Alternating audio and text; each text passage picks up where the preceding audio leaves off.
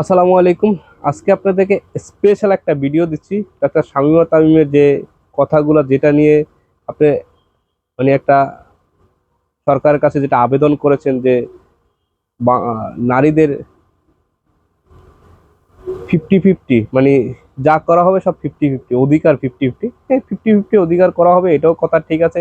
নারীদের জন্য অনেক কিছু বলারও আছে, এবং উনি যেটা বলতে চাইছে এটা আমি আপনাদেরকে না দেখলে আপনারা বুঝতে পারবেন না। কথাগুলো আসলে উনি একদম যুক্তিসহ একটা কথা আপনাদেরকে বুঝিয়ে দিবে, এবং এই যুক্তিসহ কথাগুলো যদি আপনি শুনতেন বা বুঝেন তাহলে আপনি বুঝতে পারবেন। আমি আপনাদেরকে ভিডিওটা দিচ্ছি, তাহলে বুঝতে পারবেন। ভিডিওটা দেখেন, তারপর আপনাকে একটা কথা আমি বলি। এই ভিডিওটা দেওয়ার কারণে আপনি বুঝতে পারছেন যে আসলে মুসলিমদের বা নারীদের কি কি করা প্রয়োজনীয়। আপনি যদি এখানে যুদ্ধক্ষেত্র তৈরি করে দেন তাহলে তো সমাধান হবে না। সমাধানের রাস্তাটা আপনাদের দেখাচ্ছি, আপনারা এই ভিডিওটা দেখেন, দেখলে বুঝতে পারবেন যে উনি কি বলতেছেন। একদিকে স্বামীর বিরুদ্ধে আমরা দিব ফৌজদারি মামলা, মেরিটাল রেপের, বেচারা কেন তখন সংসার করতে যাবে? উনি তো পতিতালয়ে চলে যাবেন, সেখানে তো আর মামলা খাওয়ার কোনো ভয় নাই। এবং ইদানিং আমাদের অনেক ছাত্রীদেরকে আমরা বিভিন্ন হোটেলে দেখা যায় ধরা পড়ছে পুলিশের কাছে। এটাকে যখন আপনি লিগাল করে দিলেন, তারা পার্ট টাইম টিউশনের মতো এটাতে চলে যাবে, তখন কোনভাবে সামাজিক নৈতিকতার জায়গাটিকে আমরা ধরে রাখবো? ব্যক্তিগত লেভেল, পারিবারিক লেভেল, সামাজিক লেভেল ক্লিয়ার। এবার চলে আসলাম আমি রাষ্ট্রীয় লেভেলে। এটি একটি ইহজাগতিক প্রতিষ্ঠান, অবশ্যই তাই। তাদের সাথে ধর্মের কোনো সম্পর্ক নাই, কিন্তু আমাদের বক্তব্য হচ্ছে শুধু রাষ্ট্র কেন, ধর্ম ছাড়া কোনো প্রতিষ্ঠান টিকে থাকতে পারে না। এবং দুঃখজনক, তারা বলেছে সংবিধান থেকে নৈতিকতা এবং শালীনতা শব্দ দুটো বাদ দিতে হবে। বাকি আর থাকলো কি আমাদের? দেখেন, আসন বাড়িয়ে যে আপনারা দেখবেন যে 300 আসনকে বাড়িয়ে 600 আসন করতে বলেছে। হ্যাঁ, তার ভিডিওটা দেখলেন তো, এই অবস্থানে আপনারা কি বলতে চান? এইগুলা কি আসলে যুক্তির কোনো কথা বলেছেন উনি, ডাক্তার সাবরিনা?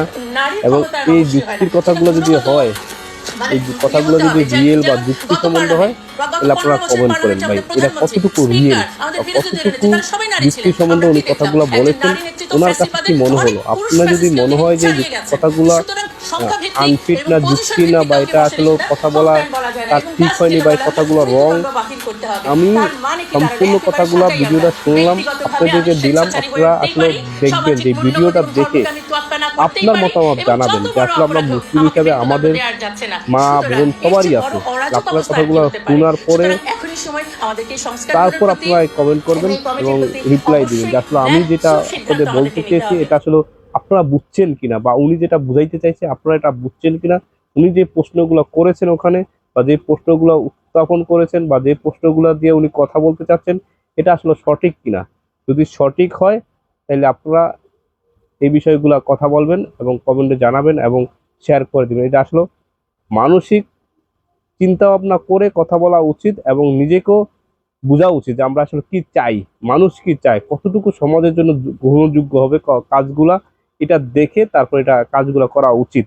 আপনারা সবাই দেখেন, জানান, কমেন্ট করেন, সবাই শেয়ার করে দিবেন যাতে ভিডিও অন্য দেখতে সুযোগ পায়। নাহলে বুঝতে পারবে না তো, অনেক মা বোন আছে বুঝতে পারবে, অনেক আসলে বন্ধু বান্ধব আছে বুঝতে পারবেন আসলে কি বিষয়টা গুরুত্বপূর্ণ কিনা।